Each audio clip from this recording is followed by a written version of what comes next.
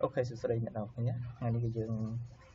រៀនអំពី Markup Language អញ្ចឹងយើងមានសំណួរមួយគេសួរថាតើ Markup Language ជាអ្វីអញ្ចឹងចម្លើយរបស់យើង Markup Language គឺជាភាសាកុំព្យូទ័រមួយដែលប្រើប្រាស់ដើម្បីអនុវត្តប្លង់ឬយើងហៅថា apply layout និងក្បួនច្បាប់នៃការសរសេរកូដឬក៏ formatting convention ទៅជាអត្ថបទឲ្យคล้ายជាឯកសារ Markup Language គឺជាការបង្កើតអត្ថបទជាច្រើនបានជាអន្តរកម្មឬយើងហៅថា interactive និងថោកប្រព័ន្ធ